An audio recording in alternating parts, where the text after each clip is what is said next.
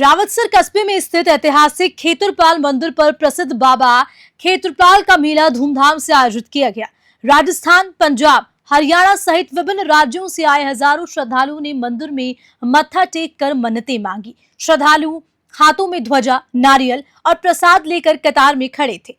मंदिर में नवजात शिशुओं के झूलों के साथ मुंडन समारोह भी हुआ और नव विवाहित जोड़ों ने सुख शांति और अमन चैन की कामना की।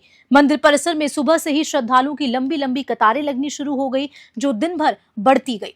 मंदिर के पुजारी करणी सिंह सूड़ा ने बताया कि ये मेला हर साल अश्विन शुक्ल चतुर्दशी को आयोजित किया जाता है, जिसमें बड़ी संख्या में श्रद्धालुगण अपनी मनोकामनाएं लेकर बाबा के दर्शन करने के लिए पहुंचते हैं। उन्हें यह भी बताया गया कि इस दिन के अलावा शुक्ल पक्ष की हर चतुर्दशी को मेला आयोजित होता है और साथ ही साथ मेला क्षेत्र में सुरक्षा के पुख्ता इंतजाम भी किए गए थे। पुलिस बल और ट्रैफिक पुलिस के हवलदार कृष्ण बेनीवाल ने बताया कि भारी भीड़ को देखते हुए बैरिकेड्स लगाए गए हैं और श्रद्धालुओं को किसी भी प्रकार की परेशानी से बचने के लिए छाया, पानी और बिजली की व्यवस्था भी की गई है।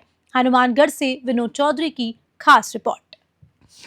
रावतसर स्थित बाबा जी खेतुरपाल जी का विशाल मंदिर और विशाल मेला चलता है। यहाँ पर वैसे तो 12 मेले लगते हैं। आए शुक्ल पक्ष की चतुर्दशी पूर्णमासी से एक दिन पहले, पर जो सबसे बड़ा मेला है वो आज आश्विन शुक्ल चतुर्दशी 14 को है। और आज के दिन ऐसी मान्यता है कि बाबा जी का अवतार दिवस भी माना गया है कि इसी चतुर्दशी को बाबा जी ने अवतार लिया था, अवतरित हुए थे। और यहाँ पर दूर दूर से पंजाब, हरियाणा, दूर दूर से लोग हैं वो यहाँ पे आते हैं जरूरे उतारने के लिए, गढ़ जोड़े की भोग लगाने के लिए। और इसके अतिरिक्त यहाँ पर प्रसाद के रूप में लड्डू, बतासे, बागड़े, सिंदूर, तेल जो है वो रहता है। और आज सबसे ज़्यादा भीड़ है वो होती है इसे शुक्ल पक्ष की चतुर्दशी, आश्विन शुक्ल पक्ष की चतुर्दशी सबसे ज़्यादा भीड़ होती है। सालाना सबसे बड़ा मेला। इसके अतिरिक्त माघ के अंदर शुक्ल पक्ष की 14 को एक बड़ा मेला और एक चैत्र शुक्ल पक्ष की चतुर्दशी को बड़ा मेला है लगता है। इसके अतिरिक्त आए चतुर्दशी, हर महीने की चतुर्दशी को मेला है बाबा जी का लगता है। और ये 3 विशाल मेले हैं जिसमें से ये सालाना सबसे बड़ा मेला माना जाता है। और इसके अतिरिक्त होली, दीपावली, इन पे भी इनका मेला है वो लगता है। बाबा के इतिहास के बारे में थोड़ा बताइए। बाबा जी की ऐसी मान्यता है कि ये शिव के अवतारी बाबा है, मतलब किसी के गर्भ से पैदा नहीं है। शिव ने इनको राक्षसों का विनाश करने के लिए इनको अवतरित किया। और उसके बाद शिव जी ने कहा कि अब आपकी सतयुग में नहीं, आपको कलयुग के अंदर किसी प्रतापी व्यक्ति या प्रतापी राजा के द्वारा आपकी दोबारा उत्पत्ति होगी। और कलयुग के अंदर एक आप बहुत ही महान और बहुत ही शक्तिशाली देवता के रूप में पूजे जाएंगे। सभी जातियों के देवी देवता है वो उसको पूजते हैं।